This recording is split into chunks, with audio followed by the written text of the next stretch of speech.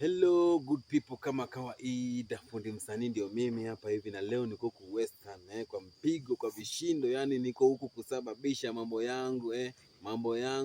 yetu, na niko hapa hivi. Unaona aje mazingira nimejitengenezea hapa, hama kwingine hapa ya nguvu hapa hivi, nimetuliza naamsha kinywa mtaratibu, hamna mambo. Unaona aje mazingira hapa, mazingira iko safi. Hebu niambie Nairobi, ni wapi unaweza fanya vitu kama hivi? Hapo ukitaka hata ujenge nyumba juu ya mti unajenga nyumba, ukitaka kufanya nini unafanya venye unataka, uko na space. Nairobi unaweka hata kuku moja peke yake, unaambiwa no pets no nini, mnaanza kuambiwa hama. Yani maisha kuzuiliwa maisha yani ya kukaziwa. Na kuambiwa wenye mmebahatika na mali huko bwana, mnatesa watu kweli. Yani hata mtu anamaliza, hata mtu mnaishi na hapo miaka, mtu amekomboa kwa mtu miaka karibu 5, alafu siku ile anashinda mwezi moja anafungiwa nyumba na kaziwa stima. Nairobi mnafanya nini jamani? Nairobi mnafanya nini? Mnateswa huko, mnateseka bure tu.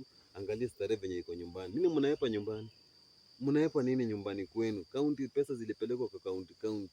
Mnaepa nini manyumbani kwenu? Angalia starehe. Starehe. Jua unaota hapa. Wapi? Hewa safi, si masiwe. Angalia jameni. Jameni wela. Mambo ni kama mzidi kunisupport pale YouTube, TikTok, kila mahali. Fundi msanii MC Atushi ndio mimi.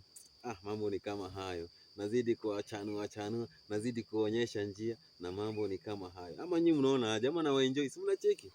Freestyle, mambo ni freestyle, si kukaziwa. Unajua hii dunia Mungu alitumba tuishi vile inastahili, si kukaziwa. Kwa sababu kila mtu mbele ya Mwenyezi Mungu tuko sawa, ndivyo hivyo. Kata hiyo kitu.